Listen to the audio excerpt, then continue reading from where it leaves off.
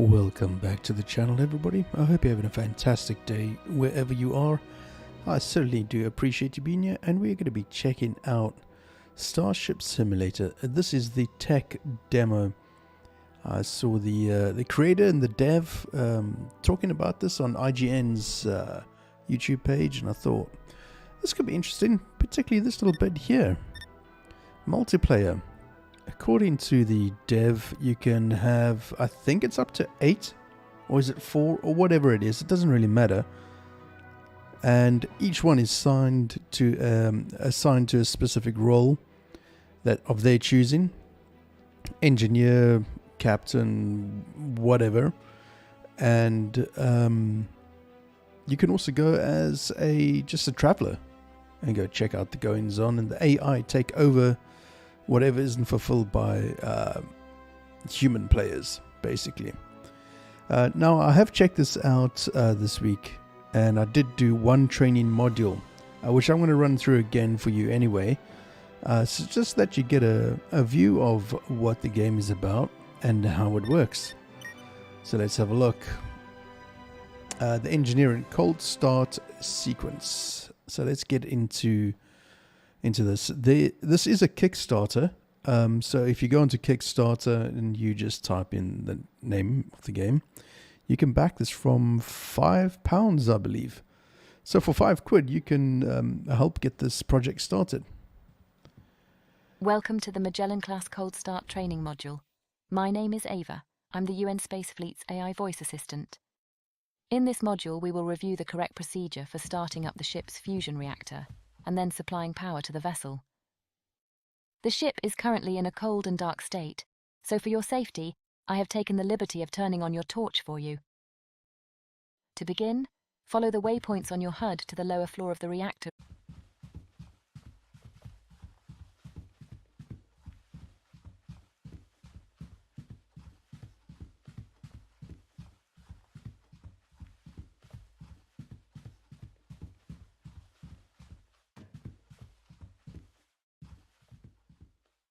As you can see, the reactor is offline, and none of the ship's systems are powered.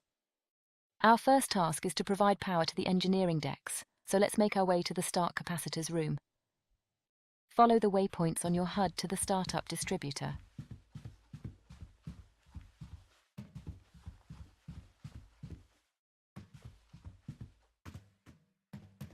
As its name suggests, the startup distributor routes energy from the start capacitors to the engineering decks, and also provides the reactor with the power it needs to create the initial fusion reaction. You'll notice the device is already powered because the start capacitors are fully charged. Let's go ahead and get some lights on by connecting all of the breakers. Start with the G-deck breakers, and now the F-deck breakers. And finally, the reactors. Excellent, now we can see what we're doing. You can go ahead and turn off your torch by pressing T. The reactor controls should now be online, so let's walk back to the reactor room and take a look.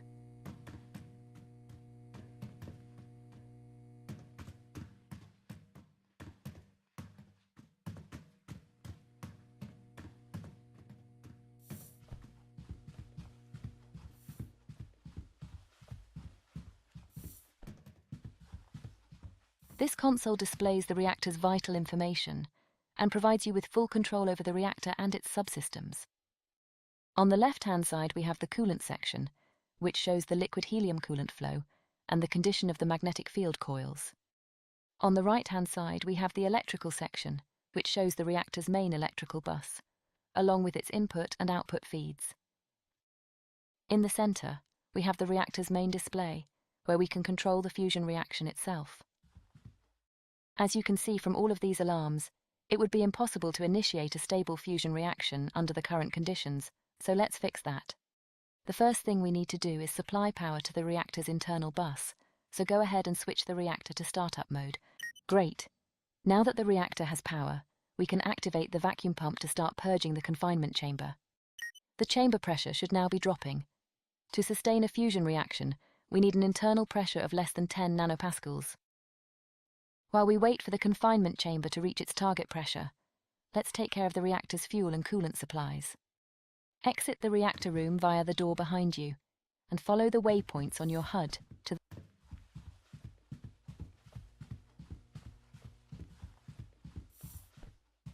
These storage tanks hold all of the cryogenic fluids that are used to both fuel and cool the reactor.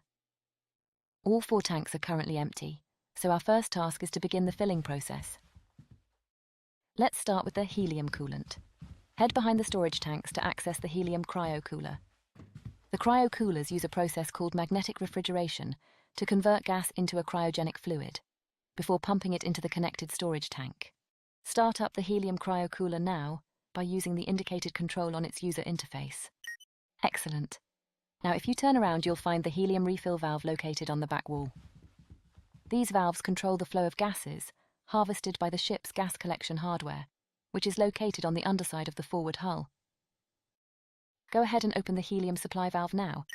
If you turn around again and inspect the display screen connected to the helium tank, you should be able to confirm that the tank is now filling with fluid. We now need to perform the same sequence of events for the other 3 tanks. Head over to the helium-3 cryocooler next. Helium-3 is the first of 2 fuels used in the fusion reaction. As before, power up the device using its... And now open the helium-3 refill valve behind you. Next, we need to start filling the 2 deuterium tanks, so let's head over to the other side of the room. Deuterium, also known as heavy hydrogen, is the second of the 2 fusion fuels. We store double the amount of deuterium compared to helium-3, because deuterium also fuels the reactor's neutral beam injectors. As before, turn on the first and now the first deuterium refill valve behind you. Next, turn on the second deuterium cryocooler. And now the second deuterium refill valve. Okay, perfect. All 4 storage tanks should now be filling with cryogenic fluids.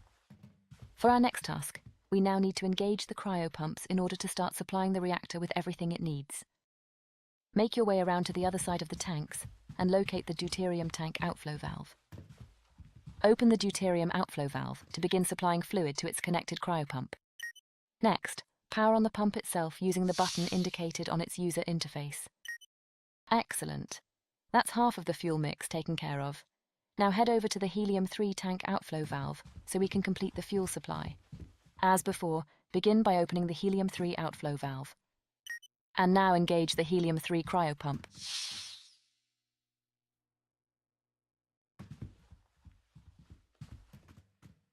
Perfect. All we have to do now is take care of the coolant flow. Head over to the helium tank outflow valve. Now open the helium outflow valve. And finally, power. There we go. The reactor is now being supplied with all the fuel and coolant it needs. Follow the waypoints back to the reactor room, where we have just a few more valves to open. Hey Kevin, how you doing, man? Playing Starship Simulator tech demo. It's on a Kickstarter. Looks like it is going to be multiplayer and so on. So looking forward to this very much.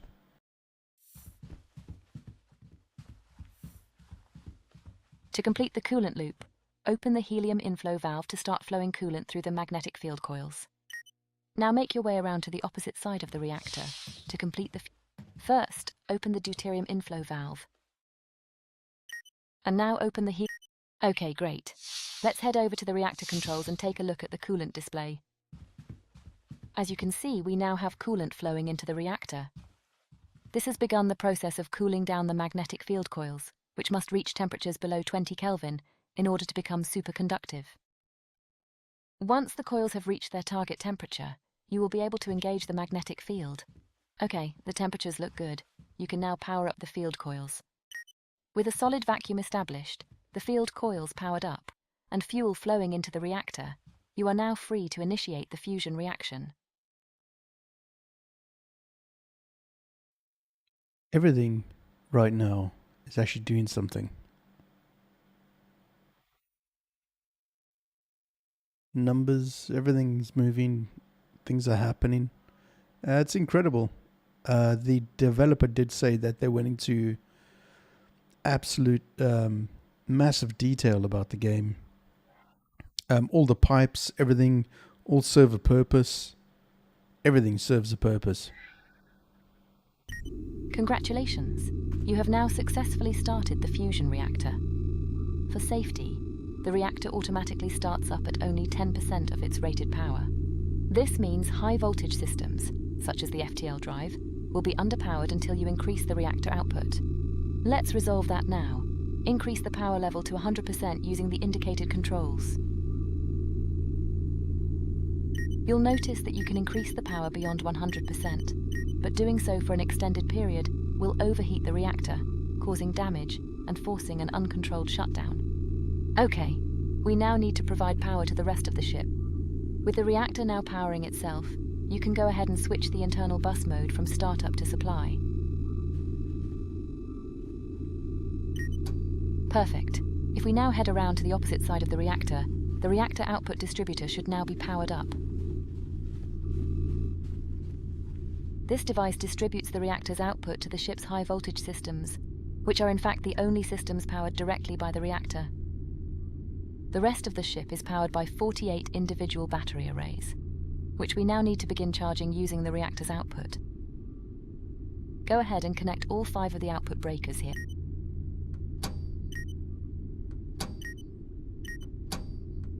Excellent. If you turn to your left, you'll see the 5 high-voltage distributors are now coming online. Head over to the main battery distributor. This device takes the high-voltage reactor feed and distributes it to each of the 8 battery rooms on Evetech. Go ahead and connect all 8 output breakers.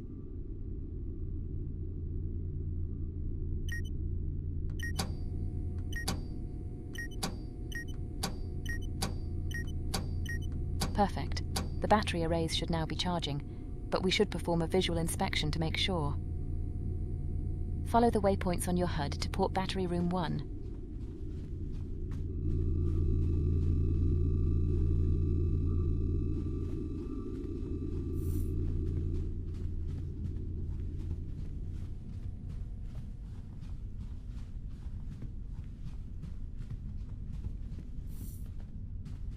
The electrical supply on Magellan-class starships is divided into 4 isolated quadrants: forward, aft, port, and starboard. For increased redundancy, each quadrant is powered by 2 physically isolated battery rooms just like this one. Should the battery arrays in one room cease to function for any reason, the arrays in the second room will continue providing power to that particular quadrant. Similarly, power to one quadrant can be lost entirely, without impacting the supply to the remaining 3 quadrants. Okay, on the left-hand side of the user interface, you have controls for managing the input and output breakers. And in the center, you have controls and information relating to this array's 10 solid-state battery cells. If we did everything correctly, all of the cells should now be slowly charging up. For the next step, we now need to connect each of the 8 battery rooms to the ship's electrical grid. This task will take us into the ship's labyrinth of maintenance tunnels, so be sure to watch your head. Follow the waypoints on your HUD to port battery aggregator 1.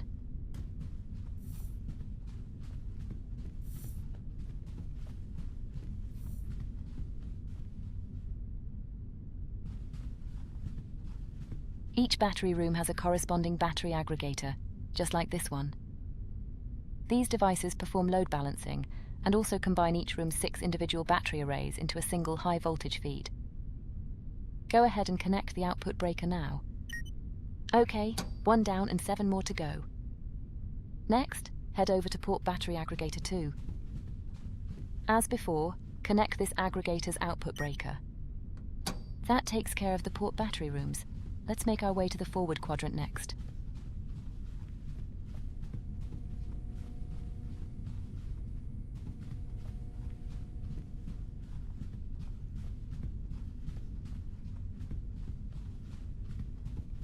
Go ahead and connect the output breaker, and the same again on forward battery aggregator 2. Okay, onwards to the starboard quadrant. When it comes down to it, I certainly hope that the Ava is going to be available to us when we play this. Because I ain't going to remember all of this, not a chance.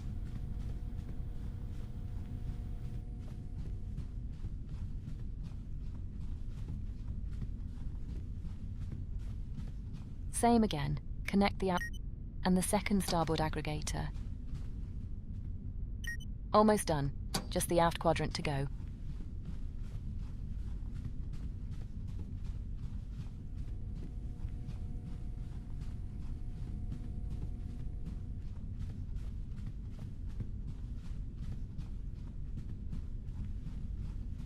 Connect up the first aft aggregator. And finally, the second aft aggregator.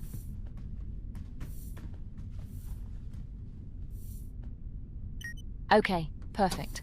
All 48 of the ship's battery arrays are now connected to the electrical grid. All we have to do now is supply power to the ship's remaining decks, and then perform a few cleanup tasks. We can do most of that from the reactor room, so let's head there now. Follow the waypoints on your HUD to the forward deck distributor.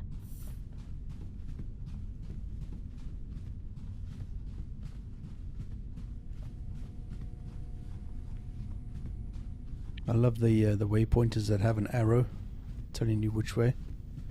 It's brilliant. Genius. Each deck in a given quadrant is fed by a deck distributor, which takes the total electrical load of that quadrant, and then load balances it between the two connected battery aggregators. Go ahead and connect the output breaker.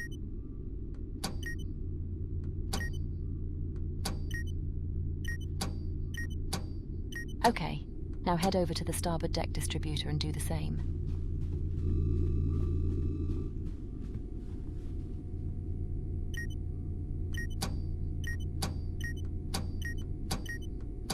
And now the aft deck distributor.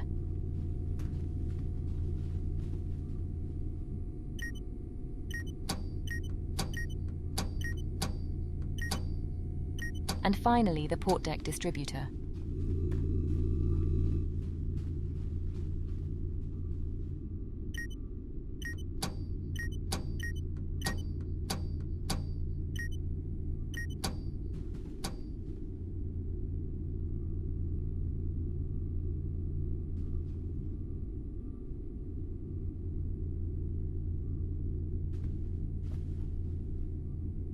Perfect.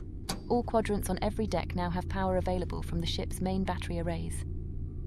You'll notice, however, that the ship is still under emergency lighting conditions, because F and G decks are still using the start capacitor's supply. To resolve this, we simply have to switch the 4-quadrant distributors on F and G decks over to the main battery feed. Head over to the G deck forward quadrant distributor. Each deck has 4 of these devices, one for each quadrant. They are fed by the corresponding deck distributor. Go ahead and switch this quadrant. That's better. Now we can really see what we're doing. Now head over to the starboard quadrant distributor and do the same. And now the aft quadrant distributor.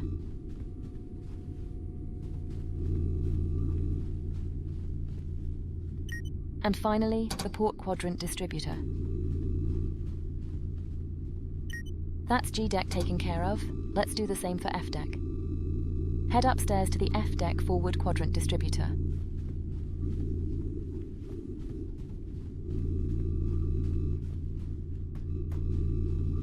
As before, switch this device over to the main battery feed, and now the same on the starboard quadrant distributor. And again on the aft quadrant distributor. And finally, the port quadrant distributor. Well done.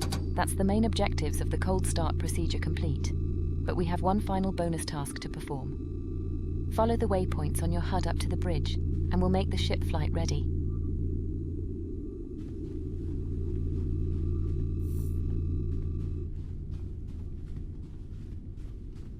God, it looks good. Doesn't it? It looks so good. It's ridiculously. The only thing I don't like is the head bobbing. But I'm sure there's probably...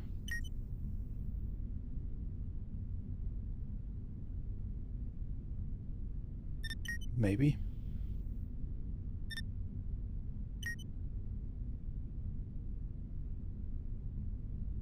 Or maybe not.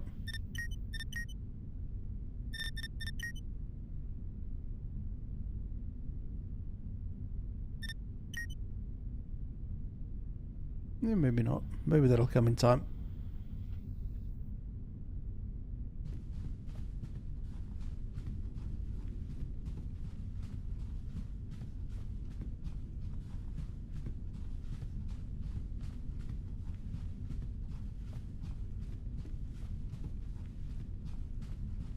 I mean, look at it.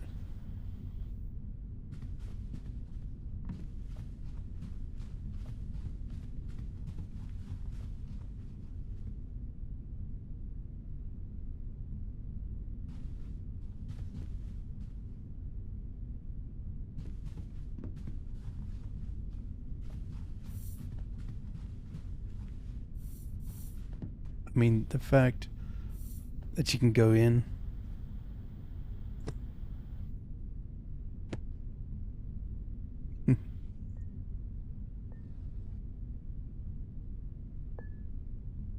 That's pretty cool.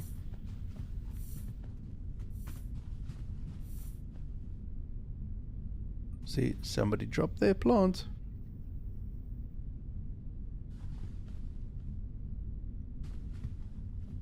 Can you rotate it? Yes, you can. Oh, so knocked that one down, didn't I?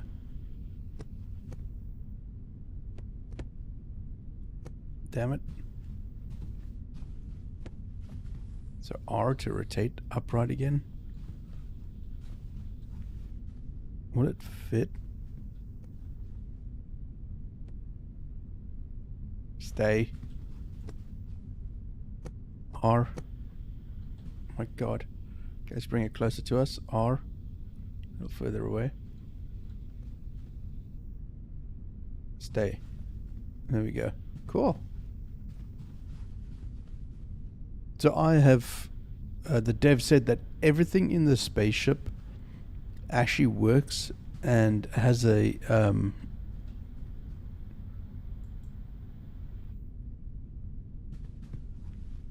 oh, that's rad. It's like a dimmer. Scene projection on. What? No fucking way. Off. Oh, what? Oh, that is so good. That is so good. Hey, Da Vinci.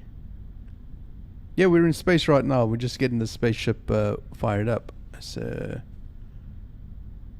Autumn Park, Misty Forest. Holy shit.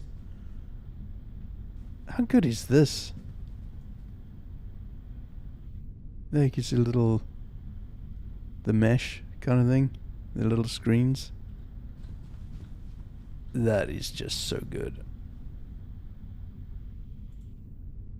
Rocky Desert. Man.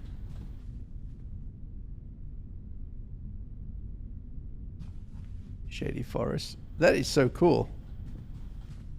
Yeah, the dev said in a there we go, we're out in space. I think it's supposed to be Earth. I have no idea. I think it does. I'm just trying to see if I can recognize any other landscape. It's probably over America somewhere. I don't know. No idea. But yeah, he said that everything works. Everything has a function. If you think about the way a game is designed, it's very, it's like smoke and mirrors, very flat screen.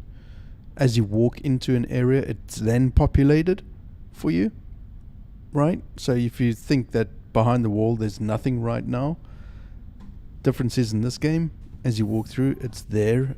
Everything is absolutely functional. The pipes all serve a purpose. Everything serves a purpose.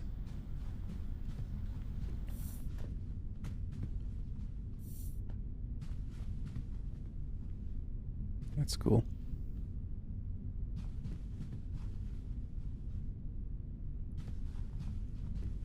Earth ain't flat. Don't be a muppet. Don't be one of those muppets.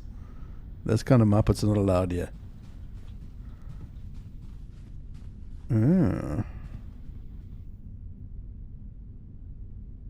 Yeah. Oh, you can actually...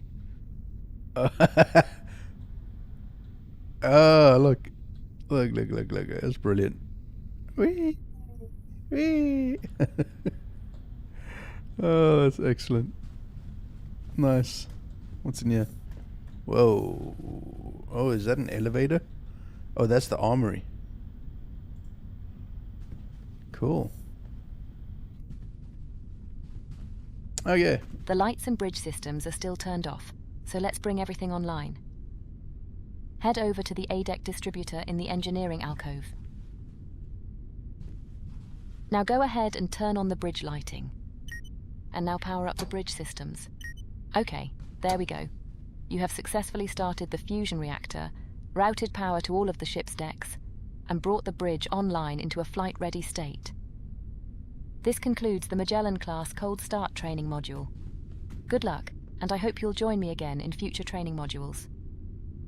Wow. So this is our 3D map. So that's where we're the Magellan. That's gonna be our next thing. And again, this is a Kickstarter, so if you want to support the devs and the game, disco mode, sod off. That's brilliant. Okay. Test alien virus. Ooh.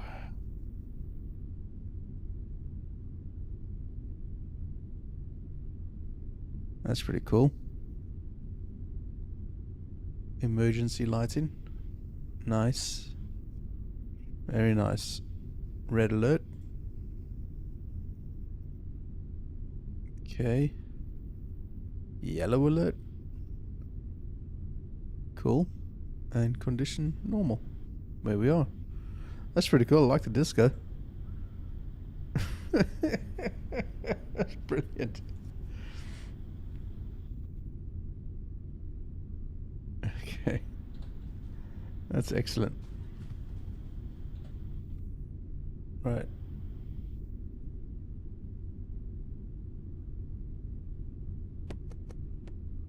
Oopsie. Sorry.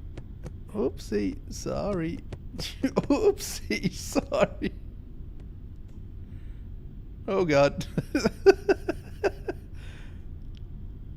Okay, galactic position.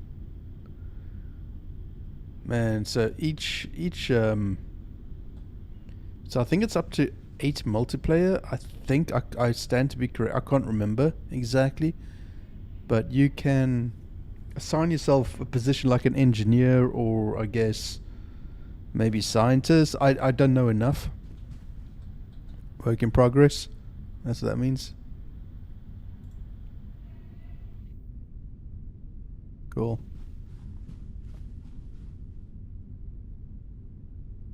That's pretty cool. Ooh, what is this? Is this the big boy chair? Okay, this is the flight engineer navigator. Autopilot, engage. Whoa, whoa, whoa. Where we going to? Disengage. Oh god, is that where you gain? Easy does it. Easy. Let's just disengage that just for a bit. Thank you. Okay. This is pretty sweet. This is pretty sweet. Alright, I guess there we go. We're done with tutorial 1. The only thing I'm not liking is the head bobbing. But because it's my eyes just take a little bit more strain. Be nice to turn that off. But that's pretty rad.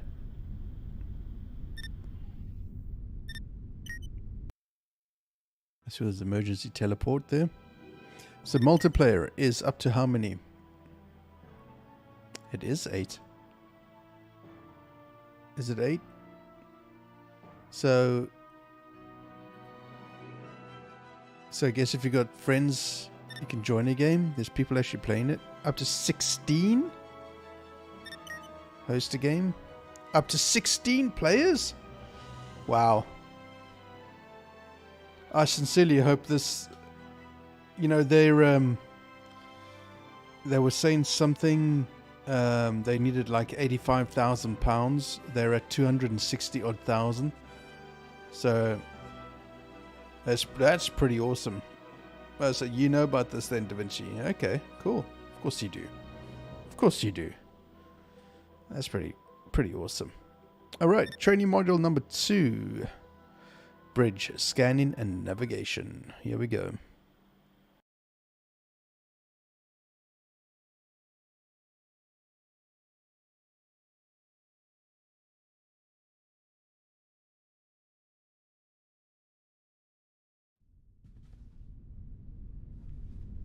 Welcome to the Magellan-class Scanning and Navigation Training Module. My name is Ava. I'm the UN Space Fleet's AI voice assistant. In this module, we will review the correct procedure for identifying targets of interest, and then navigating the ship to the desired location. To begin, proceed to the ship's bridge. I have placed some waypoints on your HUD to help you find your way. Welcome to the bridge. This is the ship's nerve center, where you have command and control over any ship system. Right now we're interested in the sensors, so make your way over to that console. This station is responsible for scanning space around the ship and highlighting any targets of interest for the command staff. Before we perform any scans, however, let's take a look at the different sensor modes available to us. The Galactic Position mode makes use of the standard UN Galactic Positioning System and simply shows us our location relative to the Milky Way galaxy. The Stellar Region mode employs the long-range sensors to detect information about star systems within a 50 light-year radius of the ship. The Star System mode uses the short-range sensors to provide a more detailed overview of the star system we are currently in, with a maximum range of about 1 light-year. Go ahead and press that button now.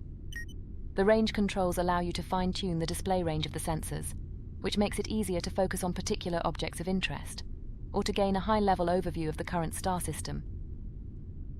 The central panel lists all of the valid objects in range, which you can click on to select as a target.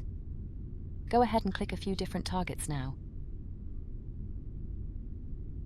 It's got to be Uranus. You'll notice that the target information panel displays more detailed information about your selected target. Once Right. you are happy with your selection, press the Send to Helm button to make the target coordinates available to the Helm console for navigation. Got to do Earth, don't we? Now head over to the Helm console and take a seat. From here, we will navigate the ship to your chosen target. Let's begin by taking a quick look at the various screens available to the helm. The left-hand display is dedicated to navigation and shows both the ship's current galactic position along with its target destination coordinates.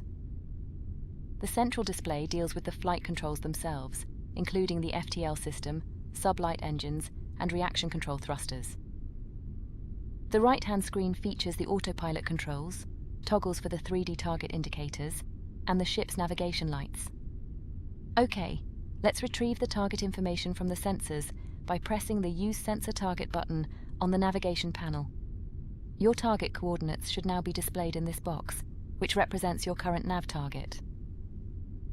The galactic coordinates represent the target's position in the galaxy to the nearest whole light year. The coordinates are relative to the center of our galaxy, the supermassive black hole known as Sagittarius A star. The local coordinates represent the target's position within a star system.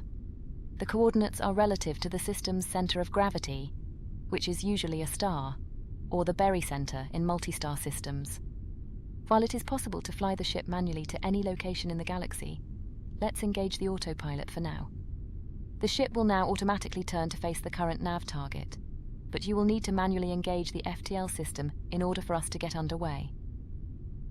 You can now engage the FTL system when you are ready. While the autopilot is engaged, I will manage the ship's speed and final approach to the target coordinates, so just sit back and enjoy the ride.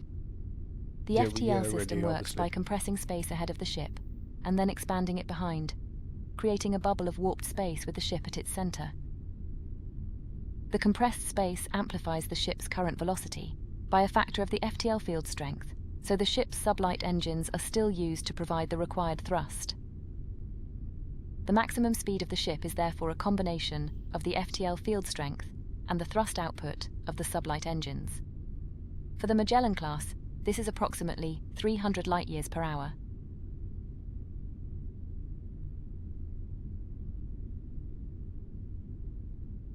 Yeah, I mean, we're here at Earth, so, I mean, that's the reason why.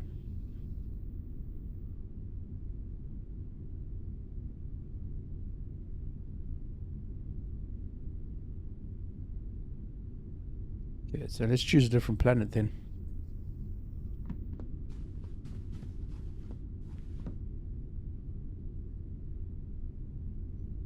Okay, let's do Mars. Center helm. Go. Okay. Use sense of target. Engage. There we go. There's our new target.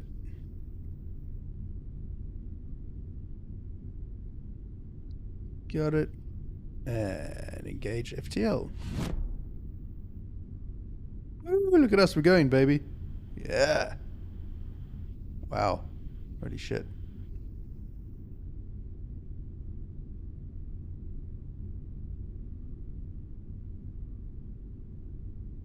That does look good. It's very quiet.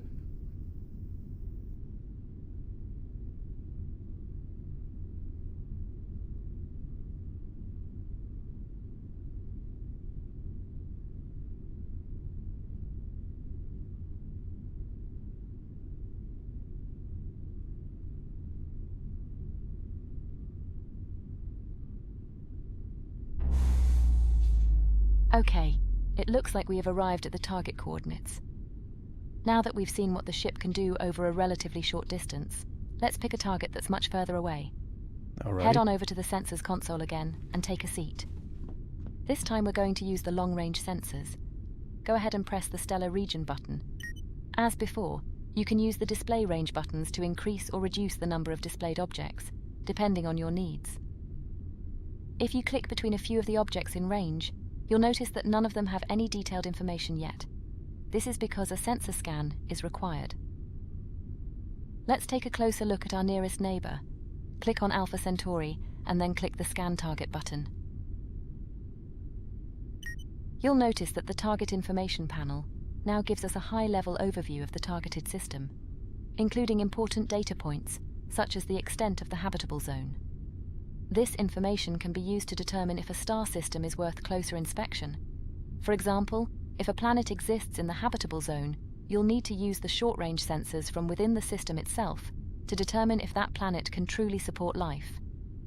Select one of the planets in the system that you'd like to take a closer look at, and then press center helm as we did before. Okay, Kev, which one?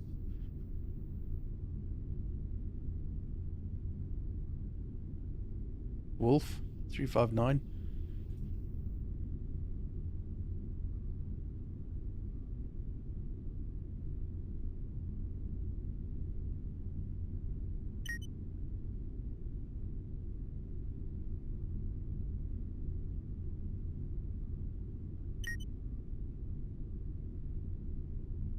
Ah, it's too small and mobile, okay.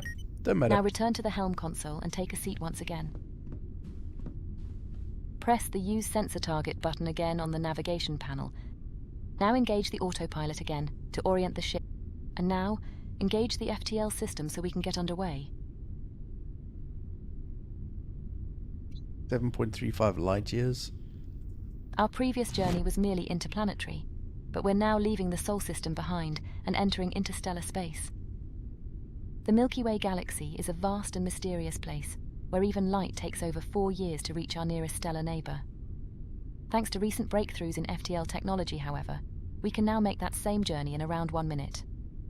Even so, at our maximum speed of 300 light-years per hour, it will still take over 2 full weeks to fly from one side of the galaxy to the other.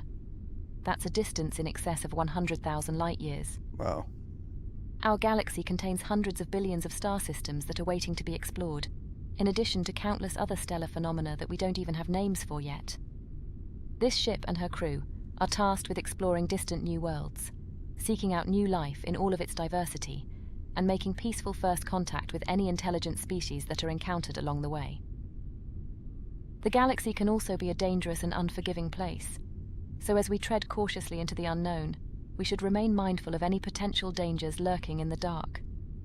We're not far from our destination now, so sit back and enjoy the view while I handle the final approach.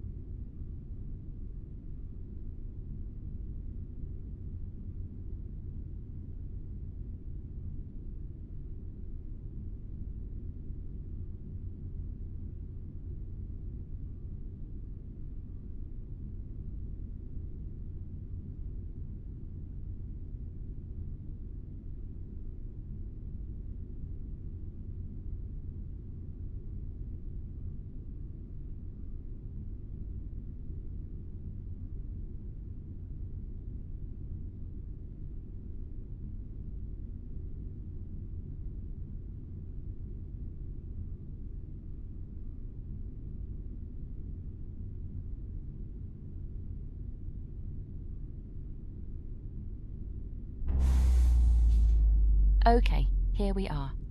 You are now looking at an entirely new world, bathed in the light of another star. At this distance, our home is now just another point of light in the darkness of space. Does life exist here? What new things can we discover on this world? These are the questions that this ship was designed to answer. This concludes the scanning and navigation training module. You are free to continue exploring if you wish, but please be aware that your progress will not be saved. Thank you, and goodbye. Man, this is awesome.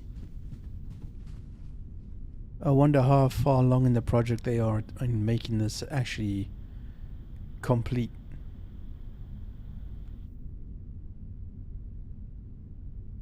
It's pretty interesting.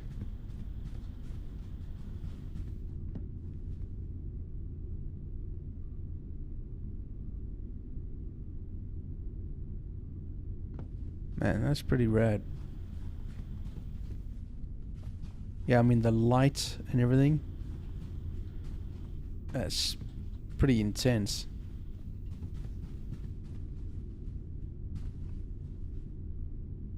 See if it's actually moving, and it is. That's pretty cool. Yeah, using real names and everything that go with it.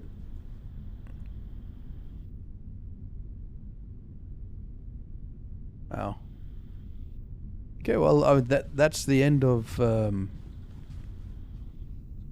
demo of the tutorial, at least.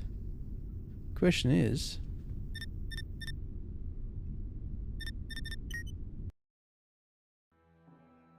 start a new mission.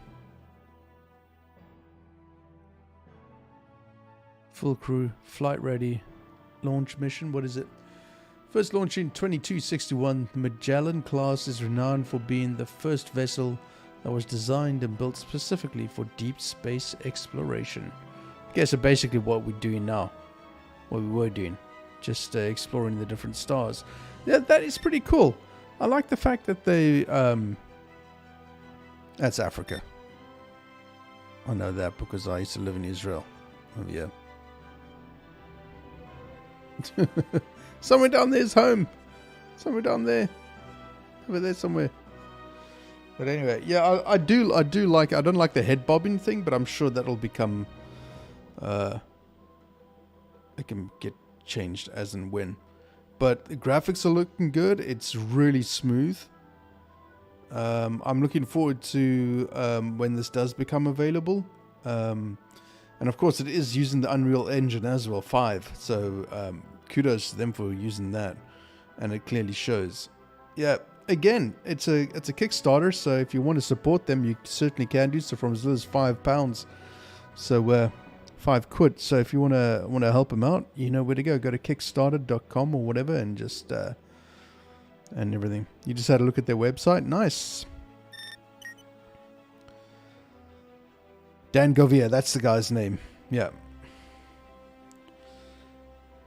I look forward to when that becomes available to us to play in early access or whatever it is that they decide to do. I'm looking very much forward to this, particularly the yeah, these are all the Kickstarters, the backers. I'm looking forward to doing this on multiplayer. Can be a lot of fun. Well, we'll just play out with this then, and then that'll be that for this little demo looky-loo. And if you're interested, remember, wishlisted in Steam, because that also is an indication of them if they're doing things right. You're going to send them some money? Nice. There you go. Get your name up here, dude. I was going to do it, but I don't have any money, so... I was going to do it. I was going to do like a tenner, but I don't have the money, unfortunately. I want to do the one where you get your name, your badge, in game. That's what I wanted to do. A Wussy Gaming badge. But anyway, we'll worry about that some other time. We've still got time to do it. Alrighty, guys. Thanks for being here. Catch you all again. Ciao, ciao.